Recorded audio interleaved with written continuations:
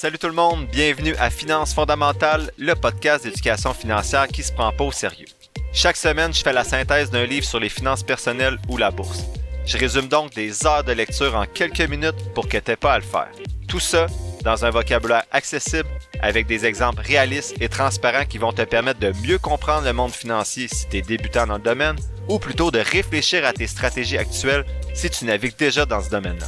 Donc, si tu souhaites prendre en main tes finances et te construire un patrimoine qui va te permettre d'être libre de faire ce que tu veux, t'es à bonne place. C'est parti, bon podcast! Salut tout le monde, bienvenue au 45e épisode de Finances fondamentales. Avant de commencer l'épisode d'aujourd'hui, la synthèse du livre, j'aimerais remercier les nouveaux abonnés du dernier mois, soit Alex, Samuel, Monsieur ou Madame Morin, c'était pas clair, William, Pat, Laurence, Abelen et Spicy Travel. Donc merci aux nouveaux abonnés. Il y en a d'autres qui ont préféré rester anonymes, donc que je peux pas nommer aujourd'hui, et ils pourront malheureusement pas recevoir les documents que je vais envoyer ce jeudi. Donc jeudi cette semaine, jeudi soir si j'oublie pas, je vous envoie à tous les abonnés les documents, soit le fichier Excel avec l'analyse des compagnies que j'ai faites en septembre. Cette fois-ci, j'ai intégré le prix, la valeur intrinsèque de chacun des titres, le fichier Excel aussi vierge pour que vous fassiez vos propres analyses, et également le guide pour bien comprendre comment utiliser ce fichier-là. Donc, si vous voulez faire comme les nouveaux abonnés, n'oubliez pas que vous pouvez vous abonner au podcast pour $3,99 par mois pour soutenir mon travail. Et comme je viens de mentionner, vous allez avoir accès également à des fichiers 2 ou 3 fois par année. Je vous dérange pas plus que ça, j'envoie pas des courriels. Vous pouvez demander à ceux qui sont déjà abonnés, je vous écris pas ben. Et également, je réponds à vos questions dans un épisode spécial à chaque premier jeudi du mois. Sinon, pour l'épisode d'aujourd'hui, je regarde les mots-clés sur ma feuille pour guider mon magnifique monologue dans mon sous-sol. Et ça risque d'être un épisode un peu plus long parce que j'ai beaucoup de mots-clés. Donc c'est un livre super intéressant et qui est très dense en termes de contenu.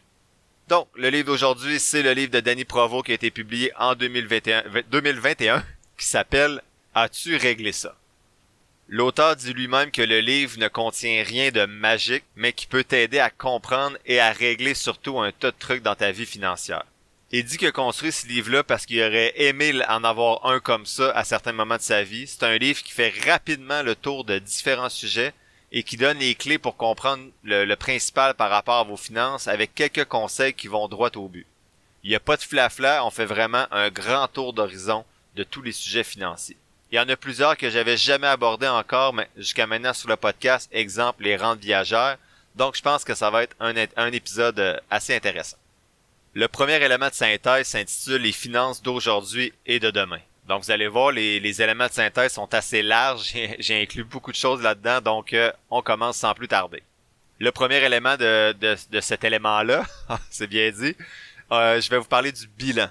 Donc, l'auteur dit que c'est important d'avoir un bilan, puis il explique un petit peu c'est quoi. Donc, le bilan, il dit que c'est son selfie financier, qu'il faut le faire au moins une fois par année, et que ça permet de voir tes actifs et tes passifs, donc ce que je fais aux épisodes notamment 8 et 20, en présentant mon actif net. En fait, je le fais dans tous mes bilans trimestriels lorsque je vous présente l'image sur Facebook avec mes passifs et mes actifs. L'auteur dit que ça permet de voir ta valeur nette, puis c'est pas grave si elle diminue certaines années à cause des fluctuations boursières, ça fait partie de la game, mais à long terme, t'espères que cette valeur nette-là augmente. Ce que ça fait avoir un bilan, c'est que ça fait en sorte que tu peux te comparer à ce que tu avais comme valeur nette il y a 5 ans, puis ça augmente ta motivation à épargner et à investir, et ça te permet également de mieux te projeter dans le futur. Il existe plusieurs modèles disponibles en ligne pour faire des bilans, mais tu peux partir du mien si tu veux, l'image que je partage à chaque 3 mois environ sur la page Facebook. L'auteur dit que si tu as un fonds de pension, c'est un petit peu plus difficile de calculer ta valeur nette. La formule facile qu'il propose, c'est de calculer ta rente annuelle et faire x20. Sinon, moi, je prenais la valeur actuelle du fonds de pension et je faisais fois 1,75, donc pas la rente annuelle, mais la valeur actuelle du fonds de pension. C'est une autre formule qui peut être utilisée également selon ce que j'ai lu. Il dit que c'est la même chose pour le régime des rentes du Québec, qu'il faut l'intégrer habituellement dans son bilan parce que ça va faire partie de tes actifs dans ta projection de revenus à la retraite.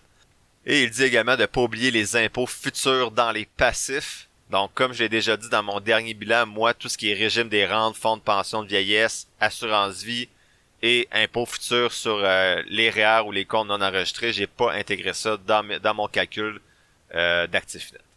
Deuxième chose concernant les finances d'aujourd'hui et de demain, c'est le budget. Donc, il dit qu'un budget, c'est pas pour tout le monde, mais si tu dépenses plus que tu gagnes, tu dois absolument avoir un budget. Il dit que si tu mets déjà 20% de côté depuis que tu as 20 ans puis que tu vis avec ce qui te reste, tu as déjà pris une bonne habitude, tu vas pas manquer d'argent à la retraite. Est-ce que c'est la bonne chose à faire? Peut-être pas, de pas avoir de budget, je veux dire, parce que le budget pourrait quand même te permettre de dégager encore plus d'argent pour investir. Par contre, c'est mieux que rien, puis c'est plus simple de faire des virements automatiques, par exemple, de 20% de ton salaire sans avoir de budget que de rien avoir du tout, mais le budget pourra toujours t'aider à trouver où tu as plus de dépenses inutiles dans ton quotidien. L'auteur dit que c'est parfois une claque d'en face de dire que tu investis tel montant dans un restaurant alors que c'est pas vraiment ce qui te rend heureux, donc avec un budget, tu élimines toutes les surprises financières du moins. Ton budget peut être grossier ou raffiné, donc tu peux aller vraiment dans le détail ou aller plutôt avec les grandes lignes de tes dépenses. Donc si tu as des problèmes de dépenses, le budget raffiné est plus adéquat pour toi parce que tu vas pouvoir bien cibler où vont chacune de tes dépenses. Et il dit qu'avoir un modèle de budget, c'est assez simple. T'écris modèle de budget sur un moteur de recherche quelconque comme Google, par exemple, puis il existe des centaines de modèles gratuits.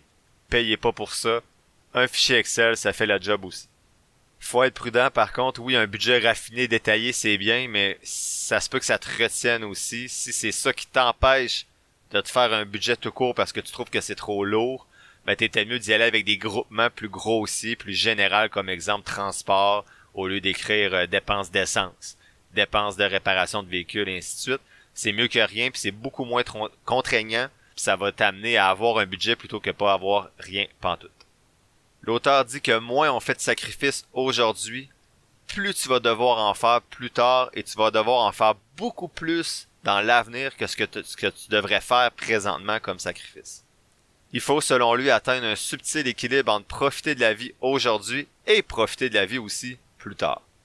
Il dit, comme on a parlé souvent depuis le début du podcast, de considérer les dépenses faciles à éliminer en premier qui vont pas nous remplir de bonheur. C'est ses mots à lui. Si tu gagnes pas beaucoup d'argent puis que c'est impossible pour toi d'épargner pour la retraite, c'est pas dramatique. Il y a des programmes sociaux qui sont bons au Canada pour les retraités avec des faibles revenus, selon l'auteur. Il dit qu'on peut ne pas s'occuper du budget si on veut, mais qu'on risque de dépenser pour une foule de choses qui en valent pas la peine, puis on pourrait avoir des problèmes financiers plus tard.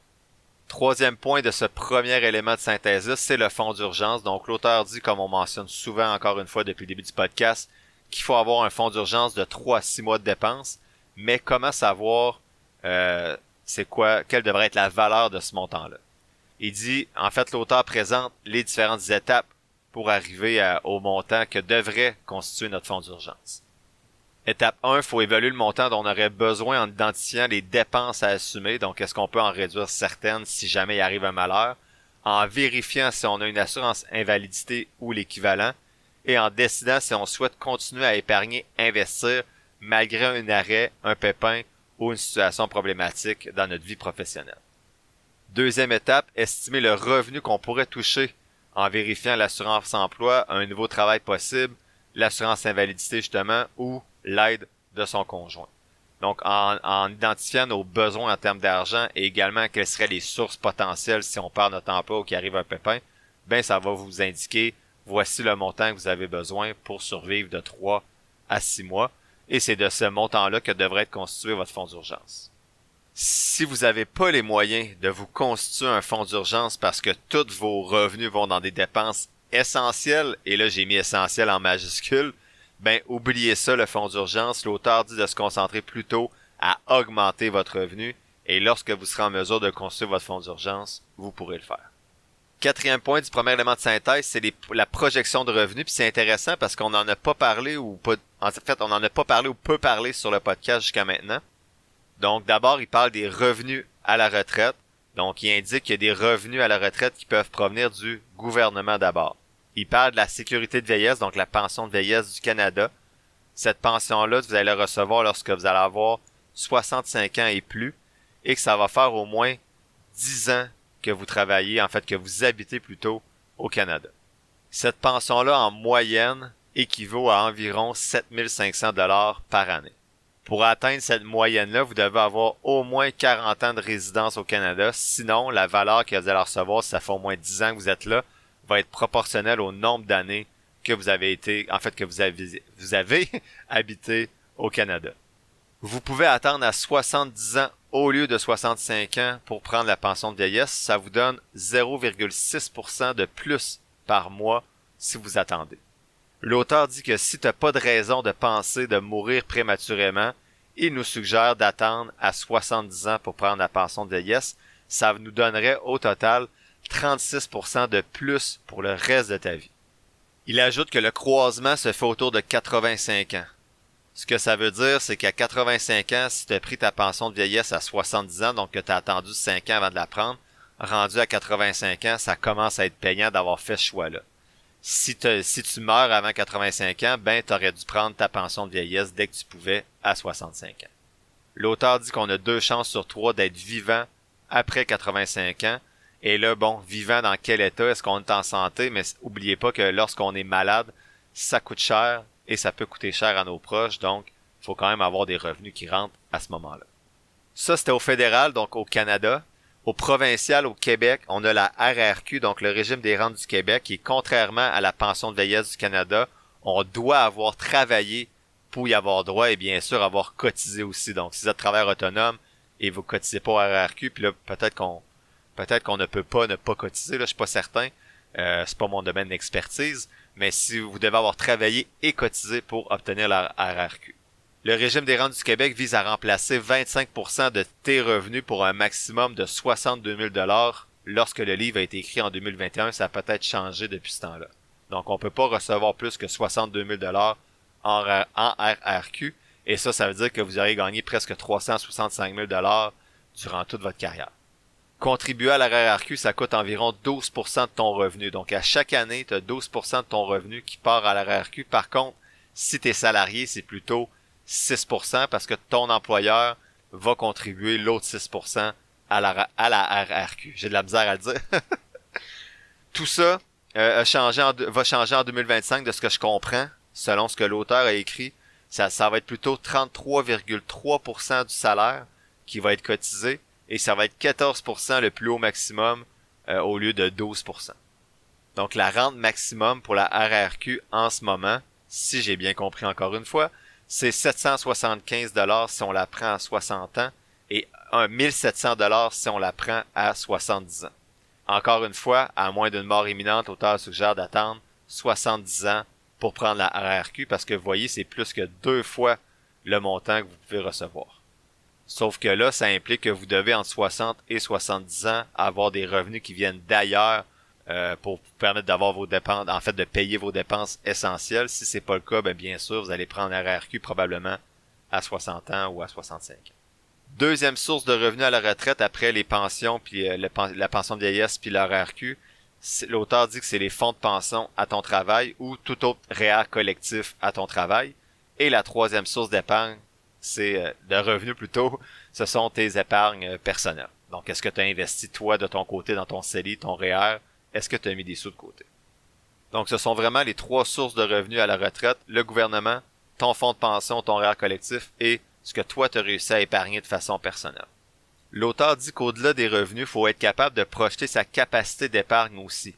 Il dit qu'on va pas épargner le même montant dans la vingtaine que dans la cinquantaine. C'est sûr que rendu à 40-45 ans, vous allez être capable de mettre plus d'argent de côté qu'à 20 ans. C'est juste logique. Il faut donc faire des calculs en conséquence. Tu peux pas dire, bon, ben, en moyenne, pendant 30 ans, je vais mettre 20 000 de côté, 20 000 en épargne dans mon compte d'investissement. Et tu peux pas dire, ben, je vais mettre 20 000 à 20 ans puis 20 000 à 50 ans. Il va falloir que tu calcules, ben, je vais peut-être mettre 5 000 à 20 ans puis je vais peut-être capable de mettre 25-30 000 plus longtemps rendu dans ma quarantaine. Parce que si tu investis toujours le même montant, ben, tu vas manger tes bas jusqu'à 40 ans pour ensuite t'habituer à un mode de vie plus aisé entre 40 et 65 ans parce qu'il va te rester trop d'argent dans les poches pendant cette période-là. Puis rendu à la retraite, ben, tu pourras plus soutenir ce nouveau mode de vie-là que tu as acquis entre 40 et 65 ans parce que tes calculs auront été faits à partir d'un montant fixe auquel tu contribuais depuis que tu as 20 ans. L'auteur dit qu'il faut donc adapter son rythme de vie et son épargne à travers sa vie professionnelle. Donc c'est logique, tu vas investir un peu moins quand tu es plus en début de carrière professionnelle et plus en fin de carrière, mais qu'il faut que ton mode de vie auquel tu t'adaptes soit un juste milieu entre les deux et non seulement celui que tu réussis à avoir en fin de carrière. Et ça va se faire naturellement si tu mets plus d'argent de côté, justement, lorsque tu as tes plus gros salaires dans ta carrière. Tourner un peu autour du pot dans ce point-là, j'espère que c'était quand même clair, mais on passe au prochain point qui sont les dettes. L'auteur parle des dettes, il dit que 10% et plus de dettes, c'est difficile à rembourser, que 12% et plus, c'est des dettes qu'on appelle toxiques, et que 24% et plus, c'est indécent et que c'est illégal à certains endroits sur la planète. Au Canada, pour qu'une dette soit considérée illégale, c'est 60%, donc j'espère qu'aucun de mes auditeurs ou auditrices se trouve dans cette situation-là. Il parle des dettes hypothécaires aussi. Il dit qu'habituellement, cette dette-là, c'est une dette raisonnable. Faut pas se laisser endormir par ceux qui disent que tu vas payer ta maison 2 fois. C'est vrai, mais ton argent est mieux placé à 5% dans ton CELI qu'à 3 ou 4% dans ton prêt hypothécaire, peu importe le montant total de ton prêt hypothécaire. Bon, ces jours-ci, c'est un peu moins vrai avec les taux hypothécaires à 6-7%. Ça peut valoir la peine de payer plus rapidement son hypothèque que d'investir dans un CELI si ça vous permet de mieux dormir. Moi, personnellement, mon taux hypothécaire en ce moment est à 4,99%, donc je continue à investir dans mon CELI ou mon REER plutôt que de rembourser ma dette hypothécaire, mais si vous êtes à taux variable, ça se peut que vous ayez monté à 6 ou 7% ces temps-ci. Sinon, il parle de dette sous forme de prêt personnel garanti. Donc, un prêt personnel garanti, souvent, tu vas avoir un taux plus avantageux, mais ça repose sur un objet, exemple, ton auto. Et il y a des prêts qui sont non garantis, qui dit que les taux vont être élevés habituellement parce qu'il n'y a rien pour soutenir le prêt. Si tu as des dettes élevées, ben idéalement, c'est de les consolider. Par exemple, avec une marge hypothécaire, si c'est possible pour toi, donc de prendre tes dettes élevées puis de les rassembler sous ta marge hypothécaire à peut-être 7-8%, ce qui est mieux que du 15-16%. Sinon, au-delà de la marge hypothécaire, il existe des services de consolidation de dette, là, allez consulter des experts si c'est votre situation. L'auteur rappelle que les cartes de crédit sont dangereuses, donc il dit de les utiliser pour faciliter les paiements, point, qu'à la fin de chaque mois, votre solde devrait être à 0. Sinon, on a parlé souvent, payer les dettes élevées avant même d'épargner. C'est ridicule d'investir dans ton CELI à 6-7-8% de rendement si tu as une dette de 19%. C'est difficile, voire impossible d'avoir un tel rendement sur le marché boursier. Ben c'est possible, mais pas avec une stratégie logique à long terme. Et si t'es dans le trouble on vient de dire, ben l'auteur terminait le chapitre en disant que c'est possible d'avoir une consolidation de dette, une proposition au consommateur ou de faire faillite. Prochain point pour cet élément de synthèse, quand on parle des finances d'aujourd'hui et de demain, ben il parlait des finances dans le couple. Donc on l'a vu dans certains épisodes que c'est un sujet délicat, presque tabou. Il faut pourtant en parler parce que l'argent c'est une source de bonheur mais aussi de conflit. Ça peut jeter un froid pendant un souper au resto quand tu demandes à ton conjoint ou ta conjointe quand il va te rembourser la moitié du tapis d'entrée que tu viens d'acheter. Mais à un moment donné, faut le faire, faut parler d'argent dans un couple. Je me rends compte que ma voix est rendue un peu grave, je suis désolé, le bloc d'enregistrement du podcast n'est pas évident pour la voix aujourd'hui, donc je vais terminer cet épisode-là, puis ça devrait aller mieux par la suite. Donc on revient à nos moutons, si vous avez des priorités différentes, donc il y en a un qui veut voyager, puis l'autre va avoir une belle maison, ben faut en discuter, ça peut pas être balayé sous le nouveau tapis d'entrée que vous avez acheté, qui est pas encore remboursé à votre conjoint, donc faut vraiment discuter des priorités de chacune des personnes dans le couple. Faut aussi en parler à tête reposée, pas lors d'une chicane, ce qui est souvent le cas. Donc les sujets financiers, selon l'auteur, vont souvent émerger lors de disputes dans le couple. Donc comme on l'a vu, il y a certains qui fusionnent complètement leur couple, d'autres qui ont un compte pour les deux et tout va dans le même compte. Surtout nos grands-parents qui avaient des comptes vraiment fusionnés. L'autre extrême, ben, c'est de calculer précisément pour tout diviser en deux. Donc peu importe où vous trouvez dans le continuum, comme on a déjà vu, c'est pas nécessairement important. L'important, c'est que vous en parliez et que les deux soient confortables avec la décision qui est prise selon les revenus de chacun.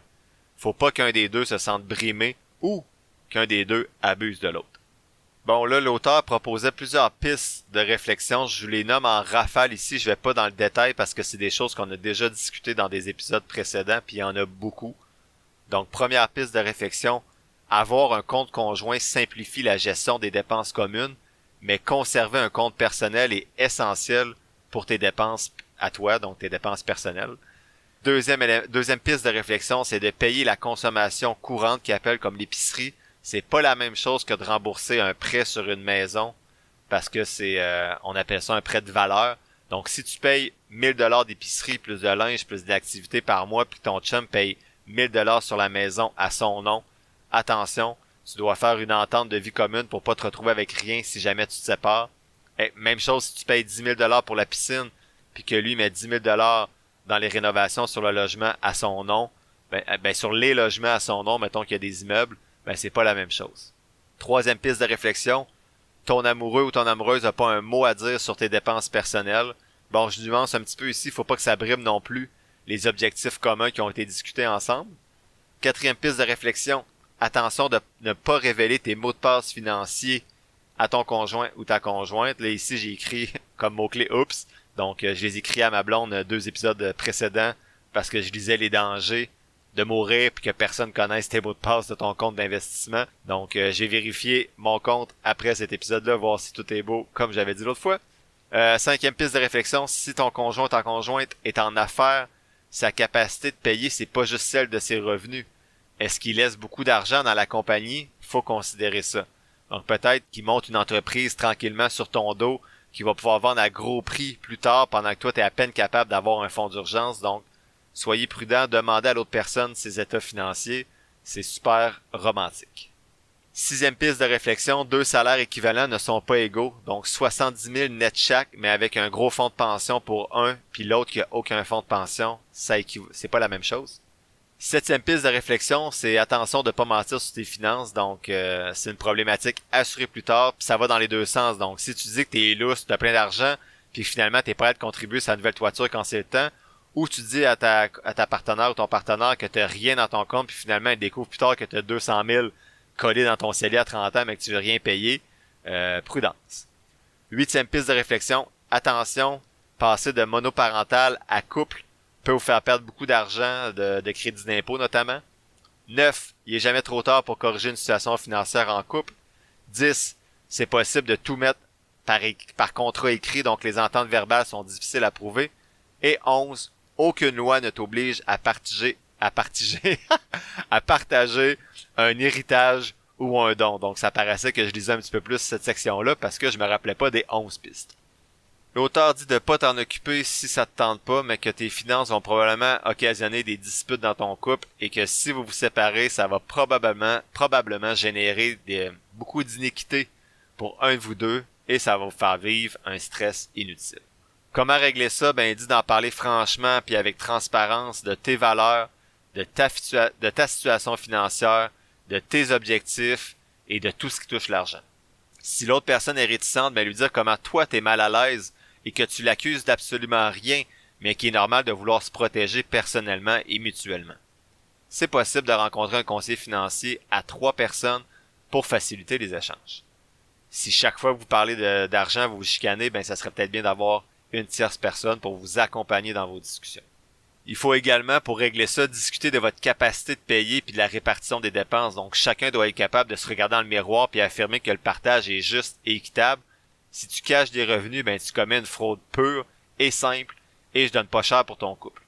Et enfin, essayez de mettre tout ça par écrit, que ce soit notarié ou pas, mais dans un document qui est assez officiel, plus qu'une serviette de table qui traîne sur le coin de la table du restaurant, souper pendant lequel vous avez enfin parlé de finances, du vieux tapis qui était à rembourser également dans l'entrée.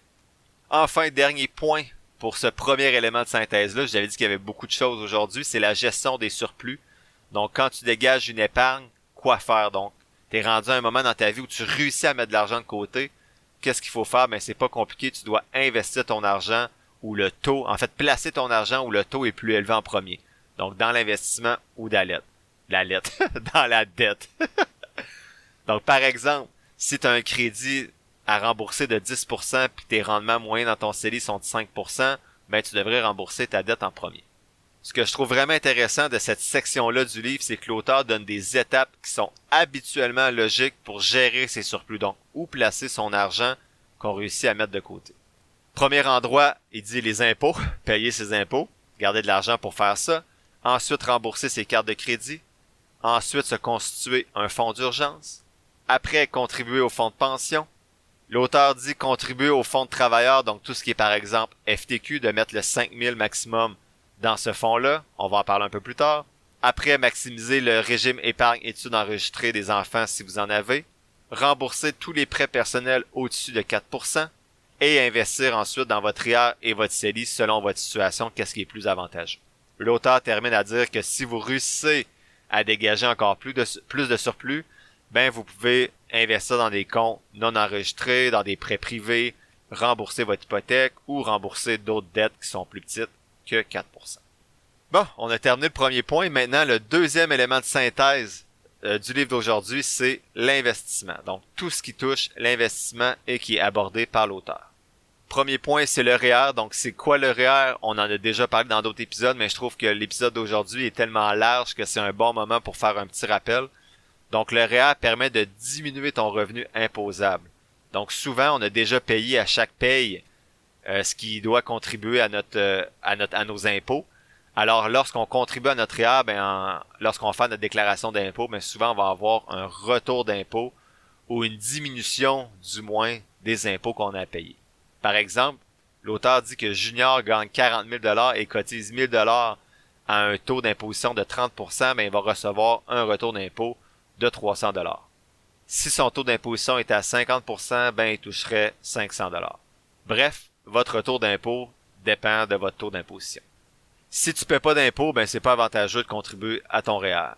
Les cotisations REER s'accumulent, toutefois, attends d'avoir un plus gros revenu avant d'utiliser tes cotisations. Encore mieux, de ce que je comprends, puis c'est nouveau pour moi, on peut cotiser 3 ans, par exemple, 10 000 $ si tu fais 20 000 $ de salaire net pendant que t'es adolescent, on va dire, à 18-19 ans. Donc 50% de ton salaire. Si tu sais que la 4e année, tu vas faire 50 000 $ parce que tu commences à travailler dans un nouvel emploi, tu peux reporter les 30 000 $ de cotisation à ton REER la 4e année pour ramener ton salaire à 20 000 $ aussi, alors que là, tu serais supposé de faire 50 000. Donc, tu vas diminuer tes revenus de la 4e année, de 50 000 à 20 000 parce que tu vas avoir repoussé l'utilisation des cotisations REER que tu vas avoir déjà déposées dans ton compte d'investissement. Donc, ça te permet de profiter des rendements pendant 3 ans tout en reportant l'avantage fiscal lorsque votre salaire est plus élevé. Donc, à vérifier de votre côté, c'est quelque chose qui peut être intéressant pour ceux qui sont en début de carrière. Les rendements dans un REER sont pas imposés juste lors du retrait. En fait, tout ce que vous retirez de votre REER va être imposé.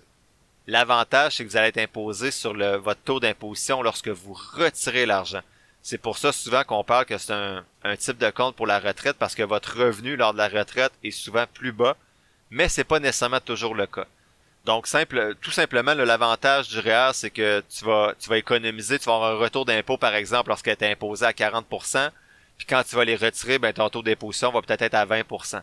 Donc, en plus d'avoir profité d'argent pendant plusieurs années que tu n'aurais pas eu pour l'investir, si tu le gaspilles, c'est pas la même chose, mais si tu l'investis, en plus, lorsque tu vas le retirer, tu vas payer moins d'impôts que ce que tu aurais fait lors de ta vie active. Quelqu'un pourrait décider de retirer ses REER lors d'une année sans salaire, par exemple, une année sabbatique, sachant qu'elle va avoir un taux d'impôt plus élevé à la retraite. Donc, si vous faites un salaire de 150 000 par année avec un gros fonds de pension, vous savez que vous allez être quand même dans une braquette d'imposition assez élevée lors de votre retraite parce que vous avez un bon fonds de pension. Si vous prenez une année sabbatique avant la retraite, ça peut vous permettre de retirer une bonne partie de vos REER pour éviter d'être... en fait, votre taux d'imposition cette année-là va être très bas selon le montant que vous retirez de votre REER. L'auteur parle du REER conjoint qu'on a abordé également dans un autre épisode, donc tu peux cotiser au REER de l'autre personne dans le couple, ça va gruger tes cotisations et tu vas avoir le retour d'impôt, mais le capital va appartenir désormais à l'autre personne et le retrait va se faire à son nom. Donc si toi tu as un gros salaire et tu investi dans le REER de ta conjointe ou ton conjoint qui fait un plus petit salaire, mais l'avantage c'est que quand cette personne-là va retirer, ça n'a pas de fonds de pension par exemple, elle va retirer un taux d'imposition plus bas que toi. Idéalement, c'est ce que moi je devrais faire avec ma conjointe et qu'on va faire dans les prochaines années. Le 31 décembre des 71 ans, donc lorsque tu vas avoir 71 ans, le 31 décembre de cette année-là, tes REER doivent être à 0. Tu as 2 choix rendus là. Tu peux les transférer dans un fonds enregistré de revenus retraite qu'on appelle le FER, sans payer d'impôts, on va en parler plus tard, ou acheter une rente viagère, on en parle plus loin aussi. Si tes REER sont pas à 0, tu vas payer 1% par mois d'impôts. Ouch, c'est 10 000 $ par mois pour un REER de 1 million. Si tu oublies ça pendant 8 ans, tu as payé 960 000 $ d'impôts. C'est pas mal. L'auteur rappelle que le REER, c'est pas une sorte de placement qui génère un pourcentage de rendement, c'est juste une coquille qui te donne des avantages fiscaux. Tu peux acheter pas mal les mêmes FNB ou les mêmes actions dans un REER que dans un CELI ou dans tout autre type de compte d'investissement. Habituellement, et pas toujours, le REER devrait arriver après les dettes élevées à rembourser et après le régime épargne-études enregistré. Pour le CELI, ça dépend de votre revenu, faites des simulations, sans oublier les allocations du gouvernement et les autres avantages liés à un salaire plus bas. Je vous en reparle dans des épisodes futurs. J'ai fait ce calcul-là dans ma situation et je me suis rendu compte que dans mon cas, ce que je faisais depuis 2-3 ans de cotiser au REER en fin d'année pour avoir un gros retour d'impôt et l'investir dans mon CELI, c'était pas avantageux à long terme. Je perdais quelques milliers de dollars à la retraite en faisant ça, donc je serais mieux d'investir tout de suite le maximum dans mon CELI, ce que je vais faire dans le futur. Après le REER, l'auteur parle du FER. Donc le FER, il dit que c'est à 71 ans, comme je viens de dire, on doit retirer le REER le 31 décembre pour acheter soit une rente ou transférer le REER dans le FER. Il dit que le party est fini, l'avantage fiscal du REER se termine le 31 décembre de vos 71 ans. L'auteur dit que la première option de retirer le REER est pas nécessairement bonne. La deuxième d'acheter une rente, ça dépend. Et que la troisième option de transférer dans un FER, c'est la plus populaire. Il dit qu'on ne cotise donc pas à un FER, on va y transférer de l'argent. Il dit que le retrait d'un FER donne un crédit d'impôt dès 65 ans et non seulement à 71 ans. Donc on peut avoir un FER dès 65 ans pour commencer à retirer 2000 $ par année et ainsi toucher un crédit d'impôt de 600 $. Donc ça peut être intéressant de commencer son FER plus tôt. On peut fractionner le FER à 50% avec son conjoint, un peu comme les REER. Donc, tu peux retirer le montant que tu veux. Il n'y a pas de frais de retrait. Il y a un retrait minimum obligatoire cependant, et c'est ça la spécificité du FER, c'est de dire, le gouvernement veut pas que tu laisses tes REER, tes FER à l'infini, il faut que tu commences à les retirer. Donc, chaque dollar est imposé comme pour le REER, mais tu dois maintenant en retirer un minimum obligatoire. Avant 71 ans, la formule du retrait minimum que vous devez faire est simple, c'est 100% de votre montant divisé par 90 moins votre âge.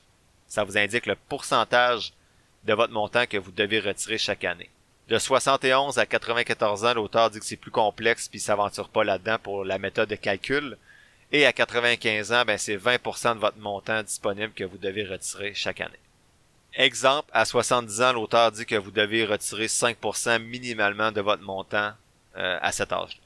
Si vous êtes en couple, le détenteur du FER peut utiliser l'âge de sa conjointe pour faire le calcul du retrait minimum. Donc, si votre conjointe est 40 ans plus jeune, vous pouvez sauver beaucoup d'impôts. L'auteur dit, qui a dit que c'était les jeunes qui profitaient de l'héritage des personnes âgées? Donc, au lieu d'exemple, retirer 5% de votre montant à 70 ans, si votre conjointe est 40 ans plus jeune, peut-être que ce pourcentage-là va être 1%, ce qui vous sauve beaucoup d'impôts parce que vous retirez un plus petit montant chaque année. Donc, votre braquette d'imposition serait plus basse. Ensuite, il parle du CELI. Donc, le CELI date de 2009. Donc, dans le CELI, vous savez qu'on place de l'argent qui est déjà imposé et les revenus de placement d'un CELI vont jamais être imposants. Donc, si ton 100 000 $ devient 150 000 $, tu peux retirer 150 000 $ en une fois, si tu veux, sans payer aucun impôt.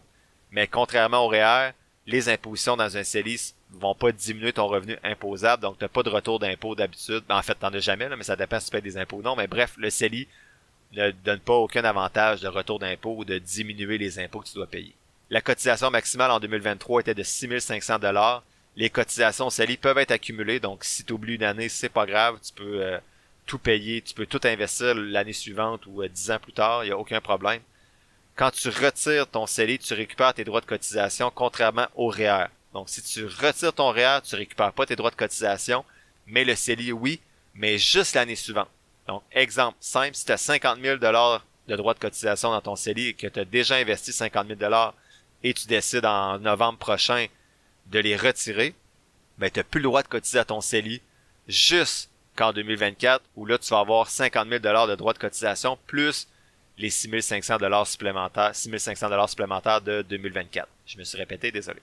Sur le plan fiscal, tu as le droit de cotiser indirectement au CELI de ta conjointe ou ton conjoint. Donc, tu peux prendre de l'argent de ton compte et lui signer un chèque ou lui faire un virement pour qu'il dépose le montant dans son CELI en respectant sa limite à elle ou à lui, bien sûr.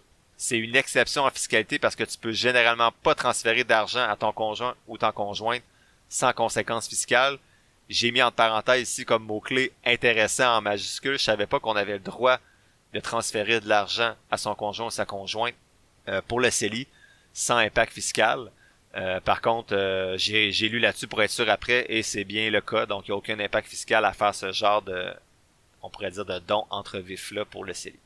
Ensuite, il aborde le régime épargne-études enregistré. Donc, c'est un compte pour favoriser les études avec des subventions gouvernementales. Donc, le fédéral donne 20% de subventions pour tous les montants investis et il peut y avoir 20% additionnel selon le revenu familial. Ce 20%-là additionnel selon le revenu familial va être de 100$ maximum par année, mais de 500$ la première année si vous ouvrez le compte.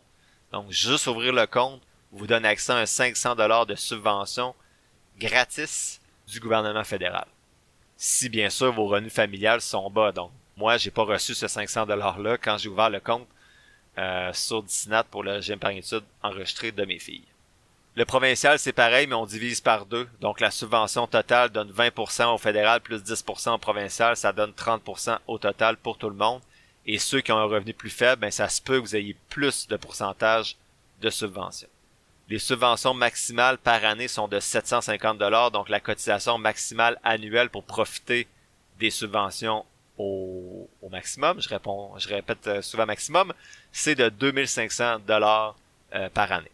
Tu peux mettre plus que 2500$ par année, mais tu n'auras pas les subventions sur les montants supplémentaires et tu peux rattraper une année de retard à la fois. Donc, si tu as oublié la première année de naissance de ton enfant d'investir, ben la deuxième année, tu pourrais mettre 5000$ et tu profiterais pleinement des montants de subvention. Donc, tu aurais 1500$ de subvention. Mais si tu as oublié plus qu'une année, ben là, tu peux juste rattraper une année à la fois par la suite. Tout ce qui est cotisation, donc le total des dépôts, ça appartient aux parents, mais vous pouvez le laisser aux enfants aussi. Tout ce qui est subvention, donc qui provient du gouvernement, le 30%, et tout ce qui est revenu de placement, donc les rendements, ça appartient aux enfants. Vous avez même pas le droit de toucher à ça. Vos droits de cotisation ne sont pas imposables, donc quand votre enfant va être aux études, si vous retirez tous les droits de cotisation, vous n'êtes pas imposé parce que vous avez déjà déposé de l'argent qui avait été imposé par le gouvernement sur ce compte-là. Par contre, tout ce qui est subvention et revenu de placement, ça va être imposable, mais puisqu'ils appartiennent aux enfants, ça va être selon leur taux d'imposition. J'ai eu une discussion intéressante avec un ami lorsqu'on était à un centre d'escalade avec nos enfants. Lui, il a commencé à retirer le régime épargne-études enregistré de son plus vieux, et il disait qu'avant 18 ans, tout ce qui est salaire ou retrait de régime épargne-études enregistré va s'ajouter au revenu du parent. Donc, j'ai pas vérifié l'information, j'en suis désolé, j'ai pas eu le temps, mais à vérifier, peut-être que si votre enfant est en bas de 18 ans et qu'il commence les retraits, exemple sa première année au cégep, mais soyez prudent, s'il retire 20 000, ça se peut que ce 20 000-là s'ajoute à vos revenus, donc soyez prudent. Donc, après 18 ans, je pense qu'il n'y a pas de problème, tous les revenus vont s'ajouter à son taux d'imposition à lui, mais avant ça, ça peut vous causer de mauvaises surprises. Donc, faites vos devoirs. Donc, selon l'auteur, le RE, c'est le compte à privilégier après avoir payé les grosses dettes et peut-être aussi après le fonds de travailleur qu'on va parler plus loin, si votre retour d'impôt permet aussi d'aller dans le régime épargne-études enregistré après. Donc, peut-être cotiser au fonds de travailleur FTQ et le gros retour d'impôt que vous recevez peut vous permettre de cotiser en partie dans le régime épargne-études enregistré de vos enfants. Si votre enfant va pas aux études, ben c'est pas catastrophique. L'auteur dit qu'on doit redonner les subventions au gouvernement, mais ils vont être dans le compte, donc c'est pas de l'argent qui vont sortir de votre poche, et tous les revenus de placement vont être imposés à 20%. Donc c'est pas si mal, c'est comme si tu avais investi dans un compte non enregistré avec une petite partie de levier supplémentaire. Ça, c'est le pire et c'est rare, donc tu peux souvent transférer l'argent à un autre enfant. Si tout est plein, ben, tu peux transférer le revenu de placement dans ton REER sans impôt. Il y a plusieurs sortes de régimes épargne-études enregistrés, c'est difficile à résumer ici, puis c'est un peu plat, donc allez lire. Le préféré de l'auteur, c'est le régime individuel. Son deuxième préféré, c'est le régime familial. Et il dit que le régime épargne enregistré collectif, d'études épargne enregistré collectif, est à éviter absolument. De plus, important de noter que les paiements d'aide aux études, donc les PAE, ce que votre enfant va retirer de son régime épargne-études enregistré, vont pas nuire aux prêts et bourses qu'il peut obtenir. Donc, ça va pas être considéré dans ses demandes de prêts et bourses au cégep ou à l'université. Il aborde ensuite les fameux fonds de travailleurs comme la FTQ.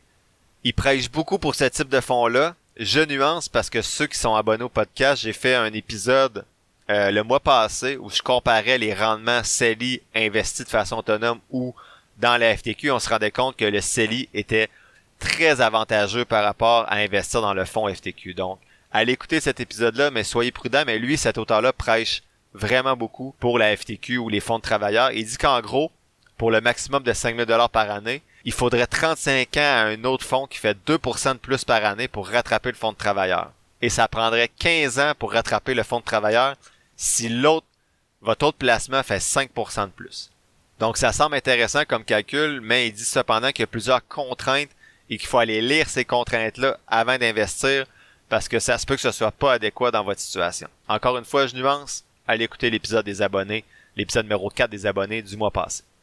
Il aborde ensuite le dernier véhicule d'investissement dans lequel on devrait aller, c'est les comptes non enregistrés. Donc, il dit que dans ces comptes-là, tout ce qui est intérêt, donc revenu d'intérêt, il appelle ça le gros trans. Donc, il dit que les intérêts, c'est le revenu qu'on va toucher en prêtant de l'argent à quelqu'un, soit des obligations ou un compte épargne. C'est ce qu'on appelle les revenus fixes dans un portefeuille. Lorsque vous avez des revenus d'intérêt, vous devez les inclure dans votre revenu de l'année, même si tu les encaisses pas.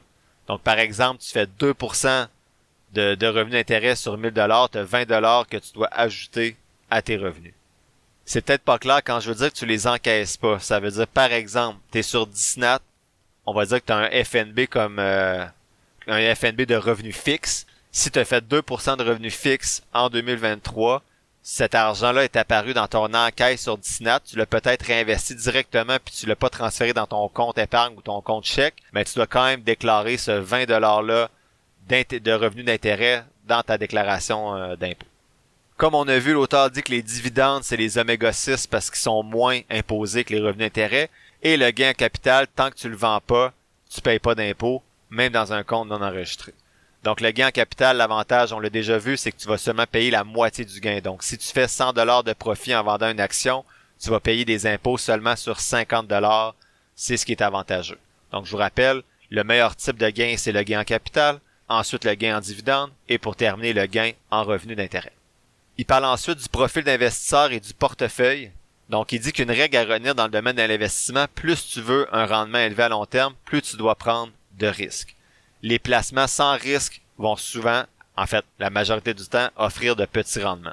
D'ailleurs, les titres qui explosent sont généralement des titres dont la valeur aurait pu également tomber à zéro. Les titres d'entreprise, je veux dire.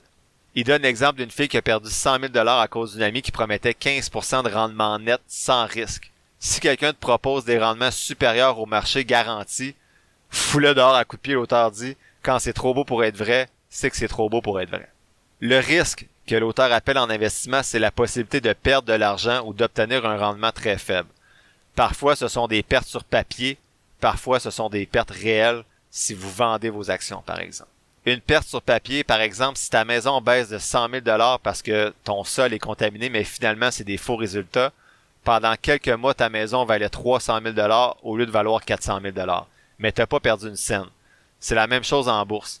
Par contre, si ton action perd 30% puis que tu la vends pour acheter une piscine ou pour la mettre dans ton compte épargne en sécurité, ben là, tu vas officialiser ta perte et puis juste sur papier, ta perte devient réelle. L'auteur ajoute que c'est important de connaître ton profil d'investisseur par rapport au risque. Il y a 2 axes importants dans les modèles qui vont permettre de déterminer ton profil de risque. D'abord, ta capacité à prendre des risques, le temps que tu as devant toi, le niveau puis la stabilité de tes revenus, ton degré d'endettement, ta richesse actuelle, et également ta volonté de prendre des risques ou ta tolérance au risque plutôt.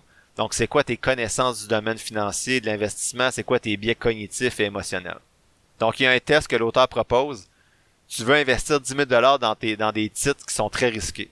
Or, l'économie mondiale est frappée par une pandémie, tu vas perdre 10 000 $ si tu fais rien. Tu as 2 options devant toi. Donc, tu as 10 000 $ d'investis puis tu vas perdre 10 000 $ si tu fais rien. Les 2 options que l'auteur propose. L'option A, tu peux aller dans un produit qui te garantit 2 000 $ après la crise. Donc, tu vas avoir perdu 8 000, mais il va te rester assurément 2 000 $. Ou B, tu as un produit qui a 20% de chance de toujours valoir 10 000 $ à la fin de la crise ou 80% de chance de rien valoir du tout. Tu choisis quoi? A ou B. Donc, avoir 2 000 $ assurément ou avoir une chance sur 5 d'avoir encore ton 10 000 $ à la fin de la crise. Je repose la question maintenant avec 2 autres produits. Donc, C, tu vas perdre assurément 8 000 $. Ou le produit D, tu as 20% de chance de rien perdre et 80% de chance de perdre 10 000 $. est-ce que tu prends le produit C où tu vas perdre assurément 8 000 $ ou le produit D que tu as 20% de chance de rien perdre et 80% de chance de perdre 10 000 $? On s'entend que A et C, c'est le même produit qui est formulé différemment. Le premier promet 2 000 $ et l'autre promet de perdre 8 000 $. C'est la même chose pour le produit B et D. Le premier va te donner 20% de chance d'avoir 10 000 $ et l'autre 80% de chance de perdre ton 10 000 $. Les études montrent que 72% des gens ont choisi le produit A, mais seulement 22% le produit C, qui était pourtant le même par rapport au produit B et D. Vive la psychologie humaine. Est-ce que vous avez pris A et vous avez pris D? Si oui, ben vous faites partie des statistiques les plus populaires. L'auteur continue justement avec plusieurs biais psychologiques en finance, donc il parle de l'ancrage. Donc on va être influencé par une valeur arbitraire, donc je vais pas vendre tant que le prix de mon action n'aura pas remonté à ce que je l'ai payé. Donc on risque de on risque de passer à côté de d'autres belles occasions qui peuvent être plus intéressantes en attendant que ce titre-là remonte. Sinon, il parle également de conformisme, donc d'investir comme les autres, mais t'es en retard dans les nouvelles, donc de suivre la vague, mais en retard. Ensuite, il parle de comptabilité mentale, donc t'accordes pas la même valeur à l'argent selon sa source. Par exemple, si tu fais 1 000 $ de gains sur un titre, tu vas être plus à l'aise de le risquer parce que c'est de l'argent du casino. Il a mis casino en guillemets, alors que ton argent durement gagné à ton travail, t'es plus prudent. Donc, c'est pas logique, pourtant c'est le même 1 000 $, mais selon la source de l'argent, tu vas hésiter à l'investir d'une façon ou d'une autre. Et enfin, il parle d'excès de confiance, donc où tu vas surestimer tes capacités dans les bonnes années, donc faut s'évaluer également dans les marchés baissiers. Un portefeuille, c'est quoi? C'est un ensemble de titres dans lesquels tu vas investir. Habituellement, il y a deux grandes catégories dans un portefeuille, les titres à revenus fixes, donc tout ce qui est obligations ou compte épargne intérêt élevé par exemple, et les actions. Un petit rappel de l'auteur, c'est quoi une obligation? C'est une dette émise par une compagnie ou un gouvernement à un investisseur qui reçoit des intérêts pendant X temps et retrouve tout son capital à la fin, alors qu'une action, c'est avoir une part de la compagnie. Donc, tu vas profiter de la croissance et des dividendes de la compagnie, mais il y a plus de risques si la compagnie va pas bien. Ça se peut que tu perdes ton capital, une partie de ton capital, ou tout ton capital, et quand je dis le capital, c'est l'argent que tu as investi. L'auteur donne un conseil, dans un compte non enregistré où tu es imposé, il suggère habituellement d'avoir plus d'actions parce que sinon tu vas payer des impôts chaque année sur tes revenus de placement. Alors que si tu as des actions qui sont plutôt axées sur la croissance et non les dividendes, ben tu vas seulement payer tes impôts quand tu vas vendre tes actions. Il dit qu'on est aussi bien faire des gains davantage en capital dans des comptes non enregistrés et au pire un petit peu aussi de dividendes qui vont être moins imposés. Et au pire, mettre plus d'actions dans nos comptes non enregistrés et un peu moins dans nos comptes enregistrés si on souhaite avoir une répartition qui n'est pas juste en actions. Bref, ton portefeuille doit correspondre à ton profil d'investissement, sinon tu vas être frustré que tu n'as pas assez de rendement ou tu vas être trop stressé s'il y a trop de fluctuations dans ton portefeuille. Selon les études, le rendement à long terme est plus déterminé par ta répartition d'actifs, donc ta répartition actions-obligations, que par les titres, les actions, les obligations qui vont faire partie de ces portefeuilles-là. Donc, c'est plus la répartition qui est importante plutôt que les actions que tu vas sélectionner ou que les FNB que tu vas sélectionner. Dernier point de ce deuxième élément de synthèse, et inquiétez-vous pas, les 3 derniers éléments de synthèse sont plus courts. Je vois qu'on a presque déjà dépassé l'heure, donc ça risque d'être l'épisode le plus long, mais bon. Et l'auteur parle de rente viagère. Donc, il y a 2 options pour combler les besoins d'argent quand tu vas arrêter de travailler. 1. Piger dans tes comptes de banque. Ou 2. Acheter une rente viagère avec cet argent-là.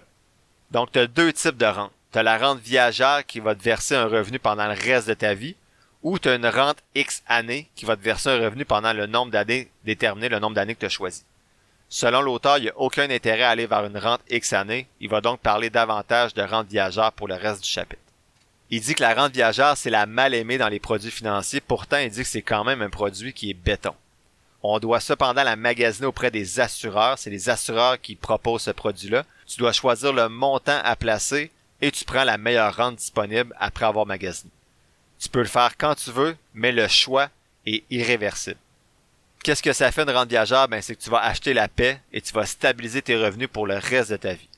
C'est certain que si tu meurs le lendemain d'avoir acheté ta rente, c'est pas rentable, mais c'est la même chose pour un fonds de pension. Tu peux avoir contribué à un fonds de pension toute ta vie et tu prends ta retraite et tu meurs tout de suite, ben tu vas avoir investi pour rien dans ton fonds de pension. C'est la même chose avec une rente viagère. Mais avec une rente, tu peux prendre des options qui coûtent de l'argent bien sûr pour diminuer ce risque-là. Donc tu peux avoir une période garantie de versement de 5, 10, 15 ans et cet argent-là irait à tes bénéficiaires, mais bien sûr, c'est une rente qui coûte plus cher. Il y a aussi des options de réversibilité qui vont au conjoint survivant, donc si tu meurs avant lui, il va recevoir ta rente jusqu'à sa mort à lui. Tu peux aussi indexer la rente, et tout ce que je vous dis là, ces options-là, ça coûte des sous bien sûr. Donc, indexer la rente, c'est quoi? Ben, par exemple, au lieu d'avoir 50 000, ben, tu peux décider d'avoir 38 000 $ et avoir un 2% de plus par année. Donc, indexé, par exemple, à l'inflation. Ça coûte plus cher, mais c'est risqué d'avoir un taux fixe si tu vis longtemps parce qu'à un moment donné, l'inflation va venir gruger ton montant. Les critiques de la rente viagère, selon l'auteur, disent que le taux d'intérêt pour le calcul vaut pas la peine. Ça donne pas un bon rendement.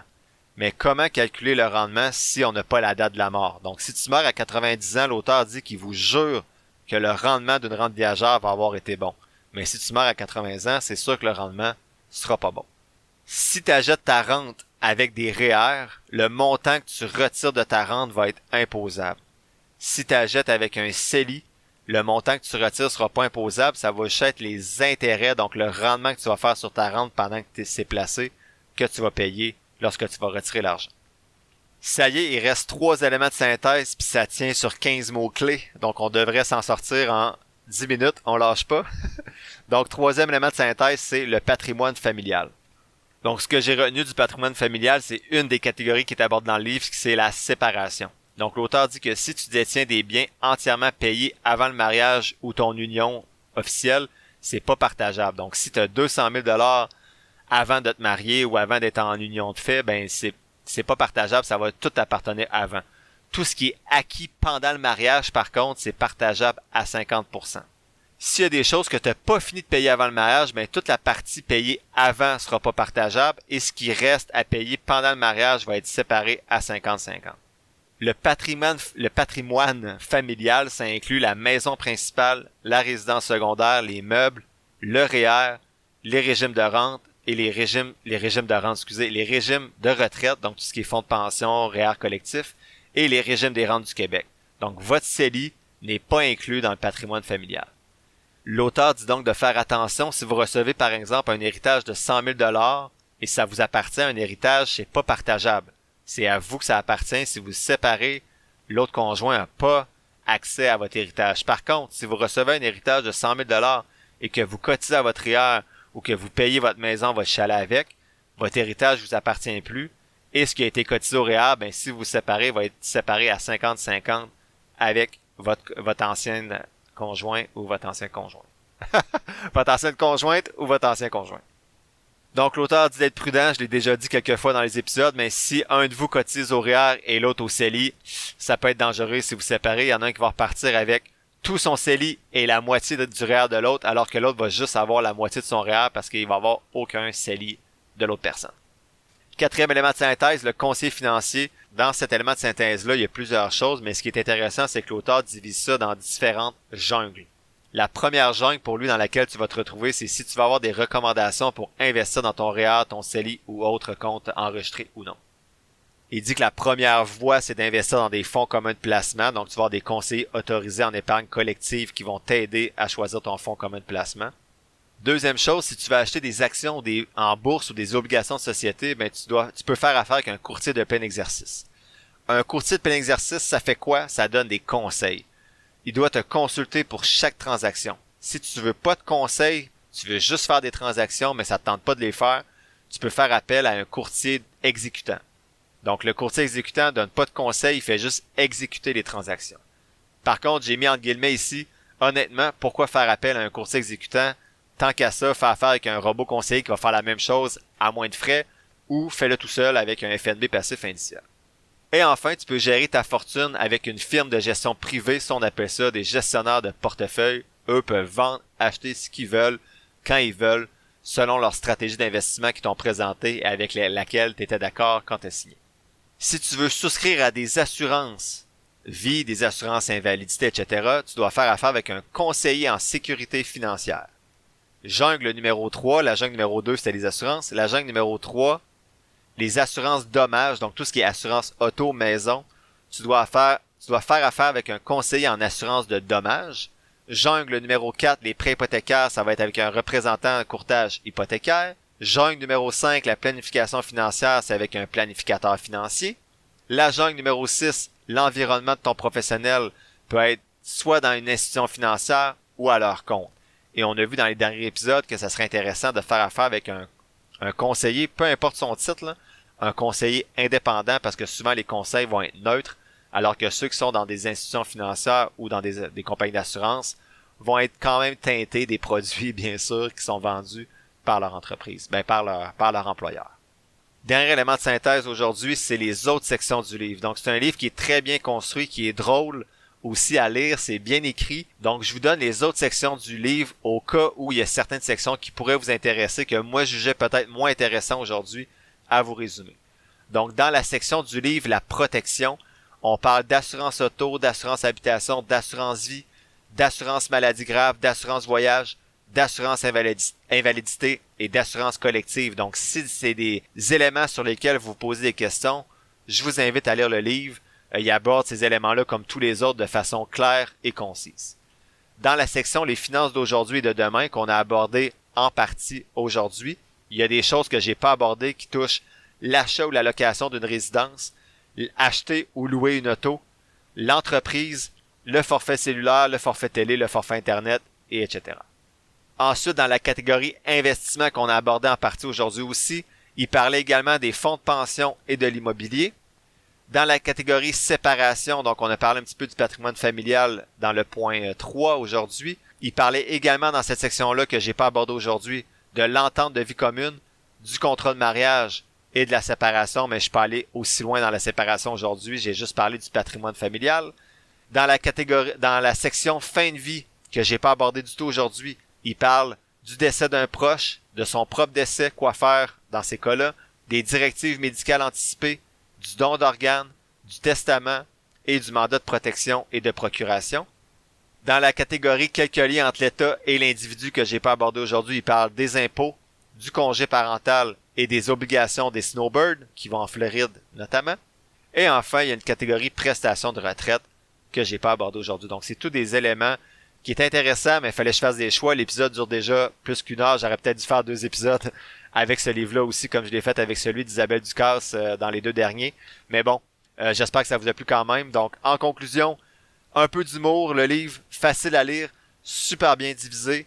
Il utilise des prénoms qui sont vraiment cons selon le registre du Québec, mais je trouve que ça mélange plus d'autres choses. Donc, son livre est très bien écrit, mais d'utiliser des noms bizarres, je trouve que ça... En tout cas, moi, ça m'a mêlé plus que d'autres choses.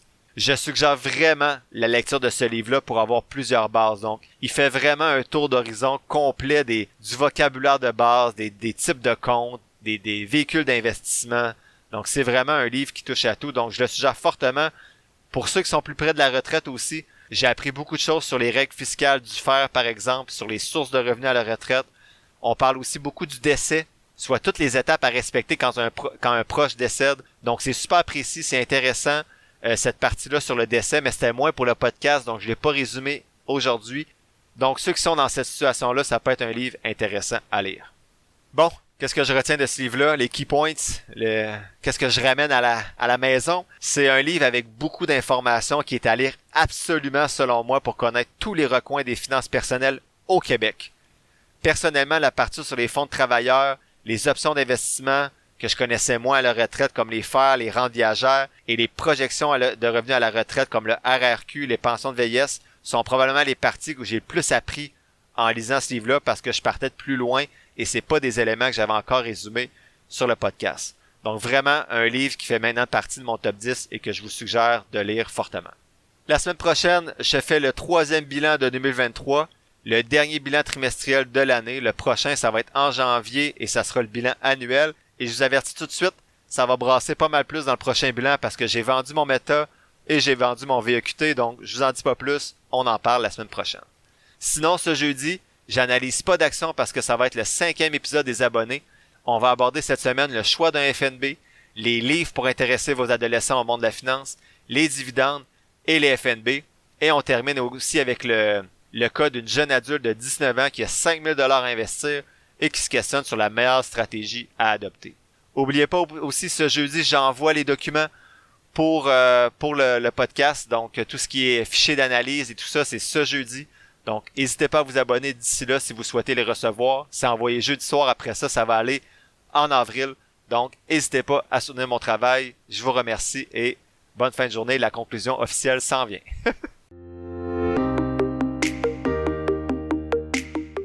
L'épisode tire à sa fin. Je te remercie d'avoir pris quelques minutes aujourd'hui pour m'écouter. J'espère que les contenus partagés t'auront apporté de la valeur. Si c'est le cas, ou bien que tu trouves que de façon générale, le podcast aide à ta santé financière, tu peux soutenir mon travail de 3 façons différentes. D'abord, tu peux t'abonner au podcast pour 3,99$ par mois afin d'avoir un accès en plus à un épisode mensuel supplémentaire à chaque premier jeudi du mois. Ensuite, tu peux donner de la visibilité au podcast en le partageant avec ton entourage et sur tes réseaux sociaux ou en cliquant sur le bouton suivre, abonnement ou quelque chose qui ressemble à ça selon la plateforme sur laquelle tu m'écoutes. Ça te coûte rien et ça m'aide beaucoup. Enfin, tu peux nourrir les futurs épisodes en me posant des questions ou en me suggérant des lectures sur la page Facebook du podcast ou par Gmail. Toutes les informations sont quelque part dans la description de l'épisode. Je t'invite justement à t'abonner à la page Facebook du podcast pour avoir accès chaque semaine à l'image synthèse des épisodes et également à l'analyse des compagnies en bourse que j'effectue à l'aide de ma stratégie d'analyse fondamentale. N'oublie pas que je suis pas un expert, prends donc jamais ce que je dis pour du cash, fais toujours tes propres recherches. Sur ce, merci encore pour ton écoute et on se voit dans le prochain épisode de Finances fondamentales.